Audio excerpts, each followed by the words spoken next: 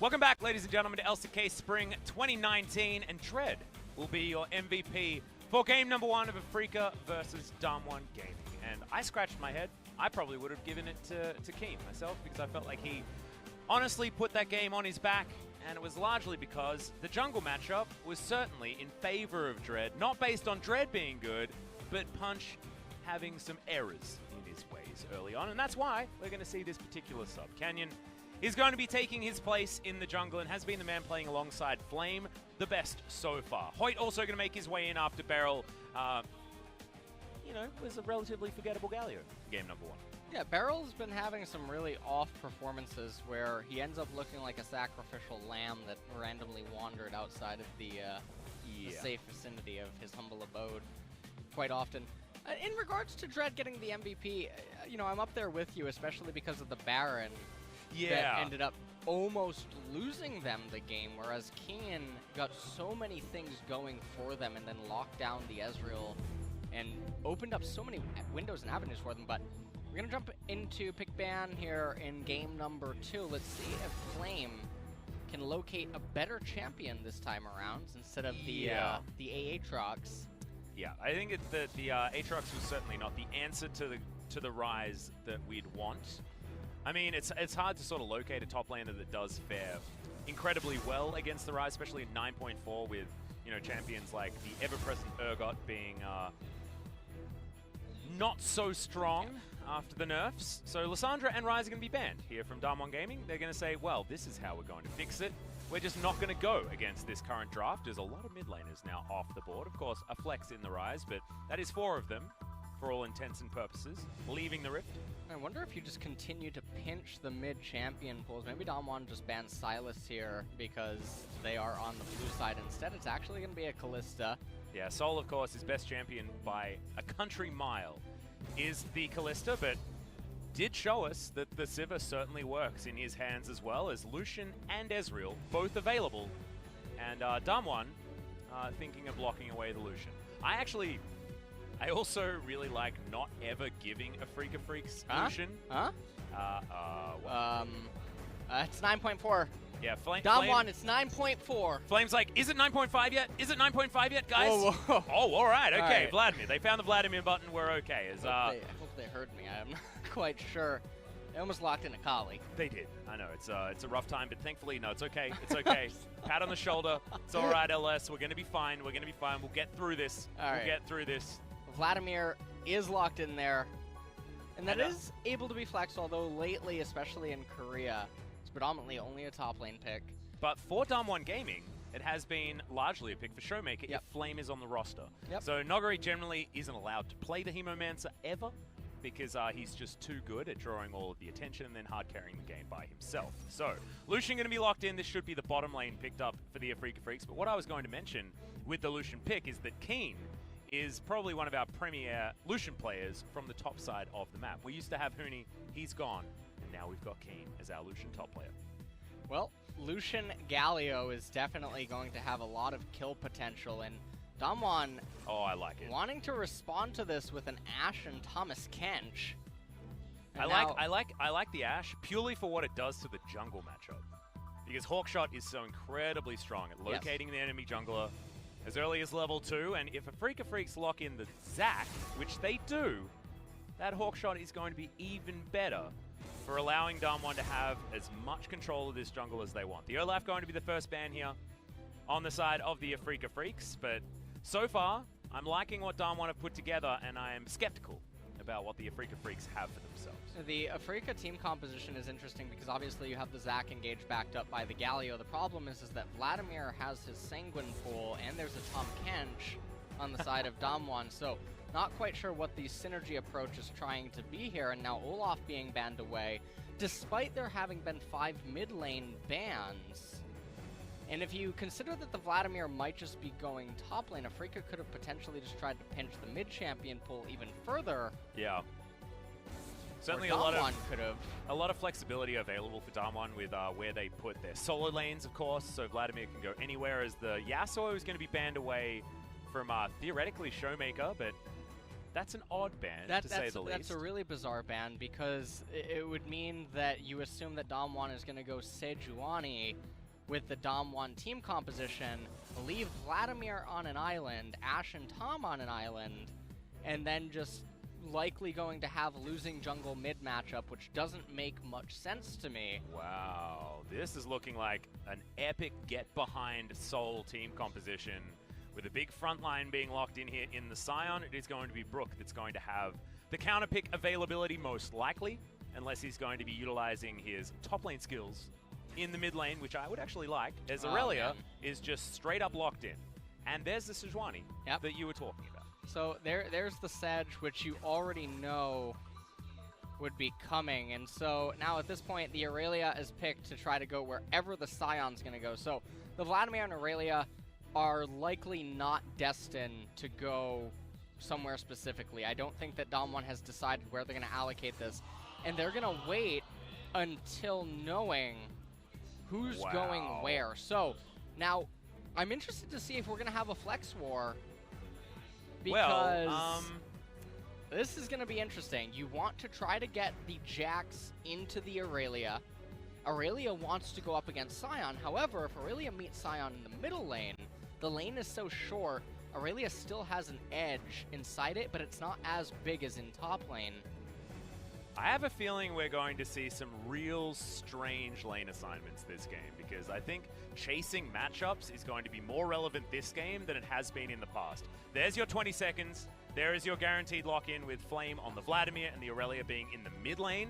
Irelia, of course, retuned a little bit to fare better top side of the map rather than in the mid lane. Right. But if you're against either Sion or Jax, you're going to be basically a top laner based on the matchups no matter what, right? So you're not going to be blowing up one of these squishy casters or anything like that. The classic hit level 6, just ignite someone and kill them with the Vanguard's Edge.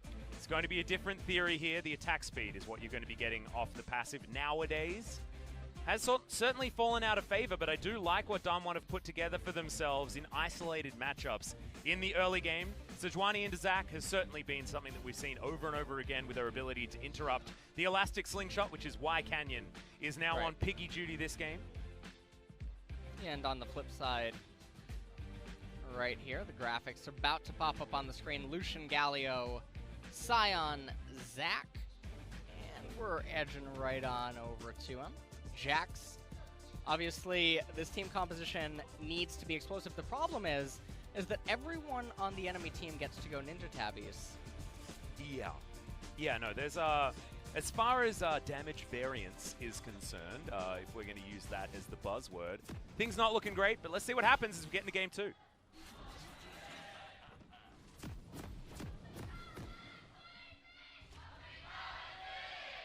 What?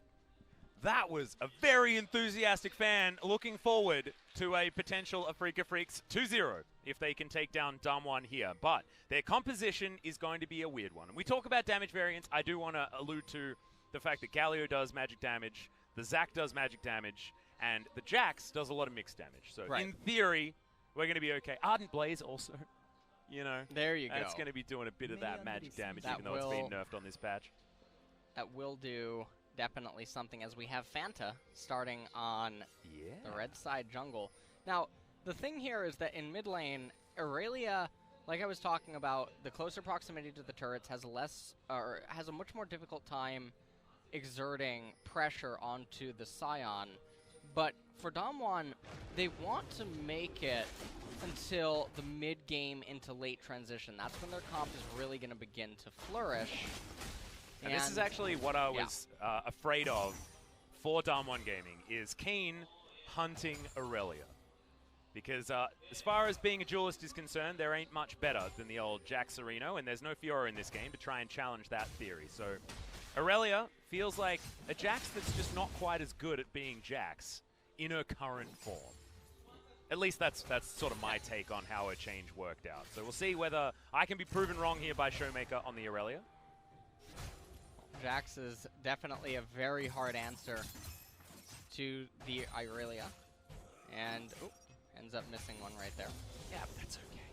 Gonna get benched for that. No, in fact, Kiin is the only one that hasn't been benched. There is a fun stat on the Afreeca Freecs side. They have had 4 unique mid laners so far this season, as Dread might be in trouble here as Canyon comes on through. Oh, thankfully does lock down his Gromp camp. That was a lot of excitement. You heard the Korean cast was getting very, very enthralled in that jungle battle, but it's going to be ships in the night more than anything else. Flame is basically going to have a free lane on the Vladimir, and that is bad news for Afreeca fans, because I just want to let you guys know Vladimir scales pretty good. Yeah, and letting him have a free lane is always the opposite of what is good and healthy. Yep. Also, Flame has been almost exclusively playing the Vladimir in recent times in solo queue. I was able to locate his solo queue account. It's a difficult one because no one actually knows that he's playing for DAMWON Gaming on OPGG, apparently. But thankfully, he is still registered. So right here, they're trying to utilize the priority to locate Dread on that Zac. They're going to know that the golems are indeed up. And this is really interesting to me that they don't make a decision to try to press on. Canyon probably could have just gone onto the golem camp and messed with Dread, because you have the wave crashing top, so if Brook comes over to try to help, he ends up missing a lot of XP, a lot of gold, which is nightmarish in that matchup, because then Vladimir gets the bounce back and he's able to maintain that until level 5. And then also ShowMaker, with the wave coming back into him, being in close proximity, feels like they really missed out on a big opportunity to get micro advantages in both the mid and top lane. Not to mention the extra safety you get from having Hawkshot available as well, so you can guarantee a lot of those plays that you are talking about with the extra vision that you're able to get for yourself. So I do like the point, and I'm a bit sad that it hasn't been played around a little bit more in the early game here for DAMWON Gaming. And I also think that this was a last-minute decision here to put the Sion top lane. I think Kiin probably just said, let me have the Irelia in mid. And unfortunately, for the Jax Irelia matchup, it is favored for Jax, but in mid lane it is a little bit worse, much like how we were talking about the Irelia versus Sion and how it's worse in the mid lane. And the reason that I'm saying this is because Sion has Grasp of the Undying. You're never proccing that against the Vladimir. You're never going to stack that up or actually get usage of it. And there is tanks on the side of DAMWON Gaming, so it's not like the Grasp is something that is going to be super magnificent. It doesn't make that much sense. And already, I mean, we're 5 minutes into the game here, but DAMWON's main carry champions are getting very sizable edges. The advantages certainly are there for DAMWON, and the thing that's really scary is the fact that Flame can dictate the pace of this entire game. The Vladimir in a free lane is just so frightening. And what's Dread going to do? I mean, yes, theoretically, you can gank relatively early. We saw Peanut was the one to debut the overly aggressive ganking Zac from about level 3, but I just don't know whether ganking a Vladimir with a Sion that doesn't have a lot of burst damage to blow him up as CC bars are still relevant is actually going to be able to do anything. So top lane just feels like an island that is going to get more and more out of control until Flame hits critical mass and then wins the game by himself. So it's a scary time for the Afreeca Freecs. Is now Hoit. He's on walkabout on this Tahm Kench. He's going to be able to eat some popcorn chicken, having a great time. ShowMaker comes on over as well. Kiin, relegated to being underneath his turret, isn't going to be able to help whatsoever as Senan comes on forward. Nuclear getting pressured out. So the Tahm Kench was revealed to be in the mid lane. So a little bit of farm denial from the Ashe. But I actually don't mind the Ashe into Lucian matchup as well for DWG Gaming. Teleport from Brook. Yeah, Dread going to be able to pick up his rubber-banded golem camp safely due to the fact that Sion does poke his head back in. He's gathered a catalyst. He's going to be fine, but it's not about being fine in this lane. It's about whether I can punish the Vladimir, and right now he can't. And unfortunately for ShowMaker, ended up missing the stun there. Speaking of missing the stun, Canyon is waiting for Counter-Strike to be on cooldown before he comes in for this gank. And Kiin, you can see very intelligently holding onto that cooldown. Not wanting to jump forward, not wanting to take the bait. And Irelia is a cheater champion. If she does hit the stun, she can end up killing you in one combo. Does not sound very fair to me. Oh, right now, Kiin going aggressive, and ShowMaker actually taking the brunt of that damage to the face. Canyon unable to get in time to get there, as Ionian Fervor will get ShowMaker some of his health bar back. But you can see it's still ShowMaker trying to go around burst trades on the Irelia, and you're not seeing that extra attack speed really giving you too much benefit up against the Jax. Because honestly, he presses Counter-Strike, and all of that attack speed means 0. Yeah.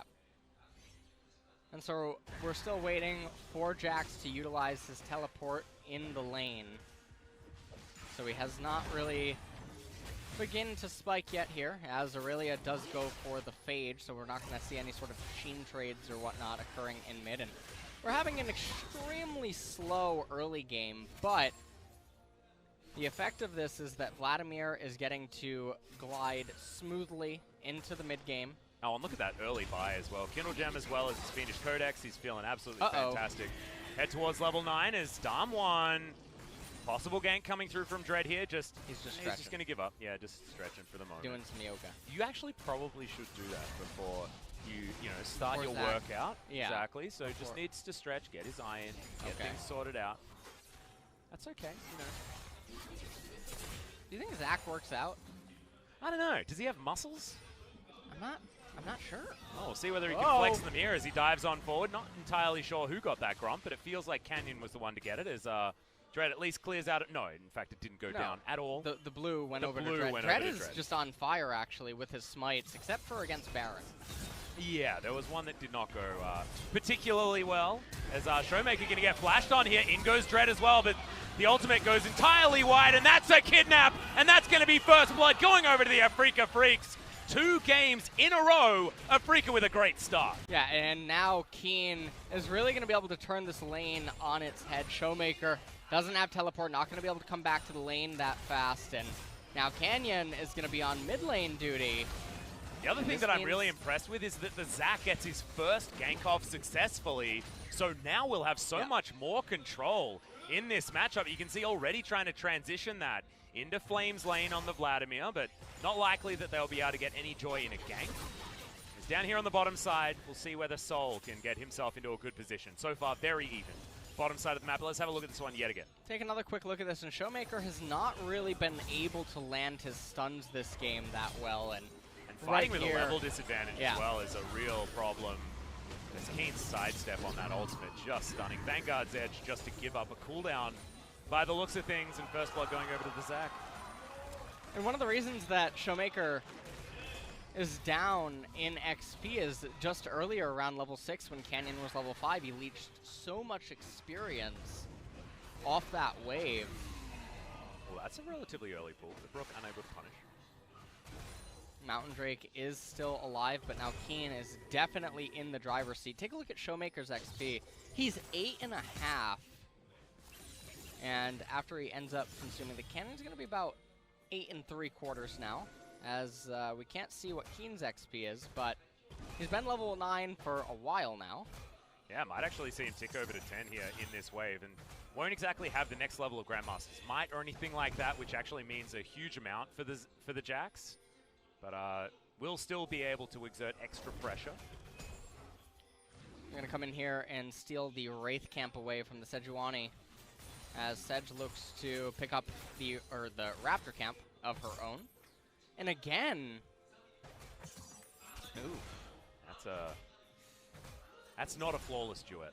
That's unfortunately ironically named. This point in time, ShowMaker hasn't been able to land these Qs on anything but minions he's trying to last hit for the moment. This Kiin at least will get zoned out for the moment, but doesn't actually miss out on anything, and just avoids ganks. This guy's game sense has been the main thing to truly improve for Kiin as a player, right? He knows when he's going to get ganked almost inherently without vision, which is just top laner sense. It's been built up over time. Works out even in the mid lane as well. As Dread might actually have to slingshot his way out of here. It gets a full charge, and in fact just decides to cancel it. Stretch Armstrong, he's going to be able to get the pullback there as the culling comes out from Sol. That's a big ultimate to land as Senan gets a huge taunt in on there as well as Nuclear. He's able to throw in his ultimate. We've got no teleports available, so these bloblets will just get cleaned up, and DWG Gaming get one on the board. Yeah, and this is a really big win for them. They should be able to convert this into the Mountain Drake. They're going to pick up the Scuttle Crab as well. Kiin probably should not look to try to get frisky here with the Irelia in such close proximity. Looks like Sol and Senan are able to get themselves into a decent position here on the bottom side of the map, though, so not a lot of control around that Mountain Drake area, and DAMWON not going to go for it. Feels like they're respecting this Jax a heck of a lot, despite the fact that he is down by 10 minions in the mid lane somehow. Getting the brunt of this trade as Senan, Justice Punch, gets himself back out of harm's way. That's a visual bug, guys. Okay. There is, in fact, no canyon there. What is this? That's a fun one. As I believe, yeah, he's bottom side of the map. Yep. Perplexing. I love these visual bugs. They always provide for exciting and exhilarating viewing experience. The surprise piggy in the mid lane. And now right here, you can see that Zach's going to go over the wall, and then he says, nope, Chuck Testa, as he tries to get the clap onto the Tahm Kench, but then Senan just a hair out of range. Zach whiffing everything there with his ultimate, as Kiin just absolutely cannot engage. He just wanders around the fight. There's actually no way that they can get in there. And the arrow landing at a good position meant that with the vision advantage, DAMWON are able to come out on top. So far, despite everything, the Afreeca Freecs navigating things okay. ShowMaker here has got himself a kill back in the mid lane. So item parity as both of these players are going to be heading towards Trinity Force. Whoever gets that one first is going to be a pretty important thing to look out for between the Jax and the Irelia. But I'm looking at Kiin as being in a position yet again to potentially hard carry this game if he can get it to the right spot. Because Jax in a side lane, we all know from ages gone by that he is very difficult to deal with. As Sol is getting crushed, honestly. Bottom side of the map, actually wanting to get some health back from this Gromp as they re-enter the lane. And it looks like DAMWON want to try to pick up this Mountain Drake now, and this would be a really massive pickup for them, as Irelia and Ashe both particularly good at taking the Baron, but Afreeca. Yeah, Elastic Slingshot does come in. Both teleports now going to get invested as well. Nuclear takes a full culling to the face, but there's the arrow. It lands right on top, and he might be able to clean this one up as Dread tries to get a W in there, but Nuclear is going to survive. Vanguard's Edge, great positioning as well, as it's now cutting up the members of the Afreeca Freecs as they try to retreat. Senan not going to be able to. Mountain Drake going over to DAMWON. Welcome back to the series, DAMWON Gaming. Yeah, and now with the Mountain Drake and all of those kills, as well as the XP and gold that's going to certainly go down inside of the lanes, this is a nightmare situation for Afreeca to be in. We'll take another quick look at it. Dread and Senan, they want to come over and engage into the fight. Dread misses out on Nuclear and whips the ultimate yet again. And then right here, Sol ends up going down right before he can get the last auto attack, and it's really tragic as the remaining members of Afreeca, they have to just try to run away. Yeah, and Brook, I mean, doesn't get to use any of his health bar there, right? So wasn't in a position to actually tank relevant damage for his team. And if everyone dies and a Sion walks away with a full health bar, that is the epitome of a fight gone wrong for the Afreeca Freecs. They need to be able to play front to back effectively, because that's entirely what they've built for with this composition. They need to play around Jax and Lucian doing damage. If not, it's all bad news, and we saw that represented in that last team fight. Still doesn't mean the end of the world here for the Afreeca Freecs, but is the first warning sign. And right now, DAMWON have really recovered from the mid lane issue that they were having early on, as the Irelia is now ahead of the Jax, but Jax hasn't really come online yet. So that fight was taken at a rather poor timing. So Afreeca, they do still have gears available to them later on in the game, but obviously being down 3,000 gold at 16 minutes is not the best spot to be in. Yeah, and I believe I saw a reconnection. CJ Flame is back in the game, because he's dirty farming between turrets on this Vladimir. And I've seen that before, but it was many years ago, LS. Before your time, I believe. Yeah, I joined Season 4. Yeah. So Flame, of course, his heyday was around Season 3, even Season 2, of course. The guy's been playing for a hell of a long time, as Arrow's going to go wide, as Sol, very lucky to hold on to his life here on the bottom side of the map. But that's just not how we should be talking about a Lucian lane. This guy was power picked for the Afreeca Freecs squad and was something that was left open in the draft for them to pick up. And I actually really commend DAMWON Gaming for going for the priority Vladimir after the Rise ban, rather than locking in the Lucian like they elected to. So far, it's been doing very well here in this game. Vladimir is almost at 40% CDR, I do believe. Oh, he is. He's definitely there. He was there a while ago. So at this point, he's closer to 45. Cosmic Insight, and the game is slowing down. There's no Herald on the map. Laning phase, it's basically just chip damage ever so slightly up here in top lane. That's going to be the story of how Vladimir slowly chips away at the turret, as Sion will lose just a little bit of incremental HP on it every single time, as he can't instantaneously clear it, as we see right here. And look at Brook as well. He's had to build an Abyssal Mask against a team with 2 physical damage dealers and a Vladimir.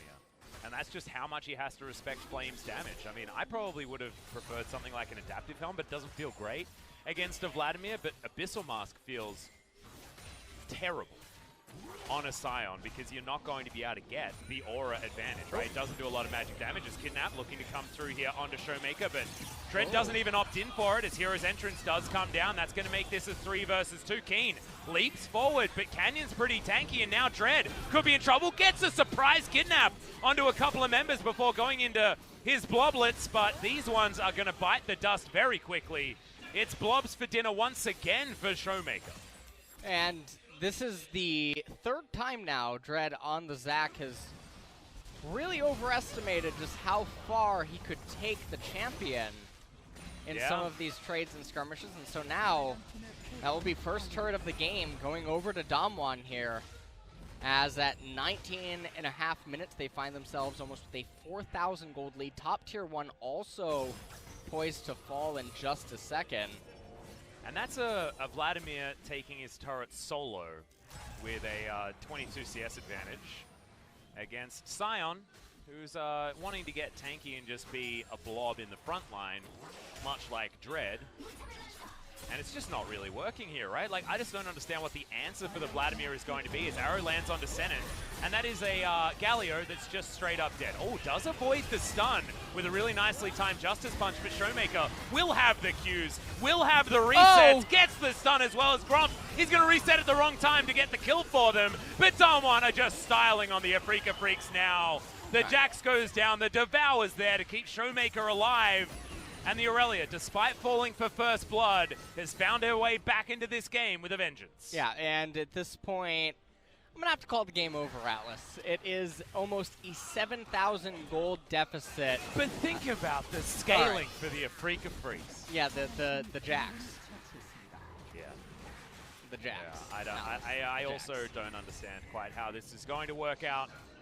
The Jax and the Lucian needed to get ahead. That's the whole point of them. They get ahead, they're extremely oppressive, and then it becomes difficult for DAMWON to try to stabilize the game. The problem is that DAMWON Gaming, they have a stronger scaling team composition that has more gears available inside of it, whereas Afreeca's team comp is face up. And now, the longer that this game goes, the worse it is going to get. Somehow, Dread died again. Yeah, no, he's dead in the mid lane. That was ShowMaker going aggressive and killed him with his Ignite that was available even after that last team fight. As Sol might get this red buff stolen. Volley almost does it, but doesn't actually. As you're right, it's just not a lot of options for the Afreeca Freecs after it feels like they picked themselves into a bit of a hole with this composition, and I feel like it's all sort of revolving around what Brook honestly can't offer. There we go. Against the Vladimir, as Dread dived in on top of ShowMaker. He's going to be really careful with those. He might trap someone in it one day. Yeah, well, Senan turns up and ShowMaker kills the Zac and then walks away casually. That's his exit strategy. To be completely honest, in recent memory, all the Zacs in LCK are really tending to miss his ultimate. Yeah, there haven't been a lot of them landing. It's arrow. Ooh. It's going to slip by Kiin. he does his walk to the right strategy, which is a decent one to get out of the way of skill shots. Definitely a close encounter. Yeah, well, Dread might just be dead again, and it's getting to the point of feeding here for the Zac, who does have to use his flash once again, which they really want to be using as an engage tool more than anything else. Kiin, he's got a Kindle Gem to the Sterix gauge completed for ShowMaker. The Irelia is gigantic, not able to find that stun there onto Kiin, and after what was largely an early game in the laning phase that ShowMaker didn't really have much control over, he's able to really control this mid game beautifully. 9-1 is the kill score, 8,000 gold is the lead, and Dread needs to find that smite button yet again. We've got level parity. We've got level parity, but Elastic Slingshot going to get charged and cancelled as that ward is really trolled right now. Avoids the vision of the control ward. And Flame is just in a side lane cleaning things out, has teleport available, so he can show up whenever he wants. And the Baron not going to get jumped on here, not going to get committed to by DAMWON Gaming, understanding that if his steal comes in, Afreeca Freecs might have a window back into this game.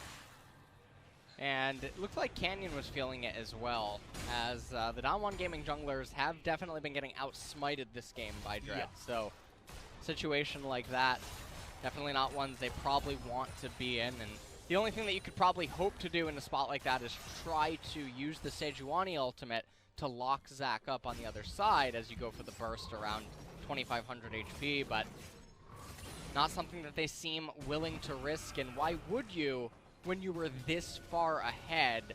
All the major item completions has just come in, almost, as Ashe is just waiting for her third core item, and as soon as they get that, I wouldn't just be surprised to see them attack move through Afreeca, and then, you know, and then pressing their keys on the keyboard, QWER, and the only thing that they really need to do there is claim the 50 gold at the Nexus and move us to a game number 3. I understand exactly what your thinking is. Kiin looking for Spear of Sojin, and that's why the Kindle Gem was the only option there, because didn't want to get a longsword when he wants to put a BF sword into his back pocket. This is probably one of the worst feelings you can have. You're looking to finish off that item, and he still needs about 1,300 before that one gets completed, but he does have some damage to throw towards DAMWON, and once that Spear of Sojin comes in and he gets that passive available after he throws down his ultimate, one that you can throw down basically off cooldown if you want to, is something that needs to be respected. So the Jack's getting to some item timings. The Black Cleaver done for Sol means that the Lucian has hit that 2-item spike that we've looked at a lot of times. And at the moment, I am just looking for positives to talk about when it comes to the Afreeca Freecs, because there just hasn't been many of them to talk about, as Dread dives on out, but also in at the same time. Perplexing move, but keeps himself alive. And Flame has to use his pull very early, so Senan wants to find the flash, but doesn't get there. And Flame is going to remain untaunted as he blast goes his way to safety. Ends up committing the Sion ultimate as well, which is really key to note, as Brook does not have teleport, and now without having the Sion ultimate available either, he's going to have to run over to this Baron. Flame has teleport, but looks like he wants to join the fray. Actually, just flashing onto Sol. Has to use the heal very early as the pull once again comes down. Hemoplague. Not going to be enough to take down the Lucian. He's going to go down, but that's a beautiful interrupt coming out from Canyon to try and guarantee the Baron. Kiin gets into the pit, but you ain't stealing it, buddy. Vanguard's Edge going to clean up the Jax, and that is 2 kills plus a Baron. And DAMWON Gaming will be able to march this one forward to take down even more structures. Now after the Baron, it's going to be really difficult. Afreeca has 0 wave clear. Atlas. Absolutely 0. So I wouldn't be surprised if we just see the game end after the fall of both the top and middle. Well, we also know that their damage is in the form of a short-range 80 carry as well. Because Jax is dead, so he's back up in another 10 seconds, but that should mean the DAMWON Gaming squad can take down a whole bunch of extra turrets. One remaining inner is going to be on the map. That's on the bottom side, and Flame's going to get to that very soon. With this Baron buff available, just quietly, I mean, Flame wasn't able to one-shot the 80 carry just yet, but he now has a pretty cool hat and a Spellbinder, so he should be able to do that next time around. Let's take a look at what's going on here. Hoit trying to do his duty, as he has an acquired pace for Jello, as he's looking to try to lock up Dread, and then right here, just was not able to get into the pit, and that was just beautiful execution, honestly, out of DAMWON, especially with Flame having zoned away Lucian from the fight, having chunked so much of his HP, and now looks like they actually just want to go for a 1-3-1, which, to be honest, I think is a little bit needless given how far ahead they are. They can just ignore turrets. You can have the Vladimir enter as the primary engage, tank up some of the turret damage, go into pull, hand off the aggro to another teammate. That teammate get eaten by Tahm Kench, or... Yep. They have so many tools available to just outright dive, but... The aggro juggling is just very easy with the Tahm Kench on your squad, so I completely understand. Certainly a lot of options for keeping DAMWON safe, and when it comes to disengage potential as well, I mean, they've got a lot of ultimates that do work very well in that disengage scenario. So not only do they have a Tahm Kench, but they've got the Enchanted Crystal Arrow that can stop anyone from engaging on you, and the Glacial Prison that's also going to be able to do the same as Nuclear. Yeah, that's a lot of consistent damage coming in from the Ashe as the Ranger's focus just tears apart the turret. And that is first inhibitor just going down for free. Afreeca Freecs look dejected. Yeah, they have absolutely no way of trying to resist this, as DAMWON now going to shift their focus up to the top inhibitor turret as Flame raises the bottom tier 3 as well. This Vladimir is just having the time of his life. He's farming 2 right lanes now. Yeah. This is great.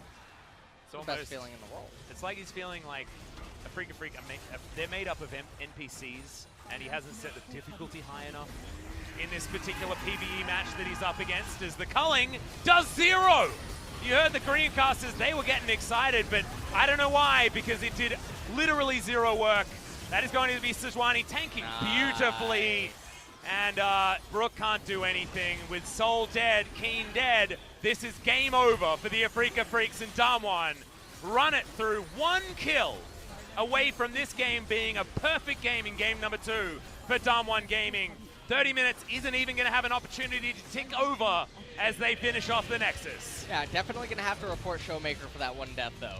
Yeah, absolutely. That was first blood as well. Yeah, that's my main takeaway from this game. And that is a very relevant gripe that you would have against what is otherwise a perfect match. And it made Irelia look like a sketchy choice at the beginning. We didn't know how she was going to do in the short lane of mid lane. But when it's a bit of a brawly matchup between the Jax and the Irelia, and then the Irelia gets that kill on the bottom side of the map, gets all those involvements within the team, it then became not even about the Jax matchup at all. Right. Isolated 1v1 is where Kiin wants to keep it, because he is the one member of this team that's playing consistently, but just didn't happen. It was ShowMaker getting around the map and getting himself into a position where he could kill blobs as if it was his job. Yeah, the real tragedy just started when Lucian and Jax couldn't get a sizable enough advantage. Sion was hemorrhaging up in the top lane. That is a very good word. Yeah. Against the Vladimir. I see what you did there. See what I did? Stuff. Yeah, yeah. Well, Flame, it felt like he was delivered a free victory on a Vladimir. Because honestly, most of the times you see Vlad, it's like, we need to try and do something to keep him down. Or there's something scaling up alongside it that can also threaten with a late game win condition. Brook's probably really frustrated. He just got to witness what a free victory looked like after having been given one in game number 1. And now, in game 3, the draft has been wonky in game 1 and in for game both 2. Teams, right? Yeah, it's been very interesting in terms of extremes. And so, coming into game number 3, will Afreeca try to mix things up? Will Kiin actually just go back and play top lane and try to put Brook on a mid lane champion that can just be a neutralizer? Because I think that maybe that was one of the main problems. They put Brook on Lissandra, and Lissandra is heralded as this brainless champion that just minion dematerializers cannons, presses Q on waves, teleports back, cheats mana, cheats recalls, and doesn't really have to play Lucian, the game. By the way, having a look at this stats page. Like did 7k damage. Yeah, he did. That's more than the Zac. That's less than the Sejuani. Can you stop? Oh god, that 1.3 thousand damage more in his Galio support. That is not the Lucian performance that we're expecting out of such a priority pick, but the Afreeca Freecs, honestly, after that, good news story in the mid lane with the first blood, it was downhill off a cliff, honestly. It's not It's not the downhill that you're normally talking about where, you know, incrementally you lose out in skirmishes. It was, after that one good news story, everything was bad until the game was over. And that's just not what you want out of an Afreeca squad that really did surprise us with their victory in game number 1. Yeah. Unfortunately, for the Afreeca Freecs, weren't able to back up a game 1 victory with a game 2. Means we're going to a game number 3 for all of the marbles. Will we be able to see one of our bottom 3 world squads actually make their way out? We'll find out after the break.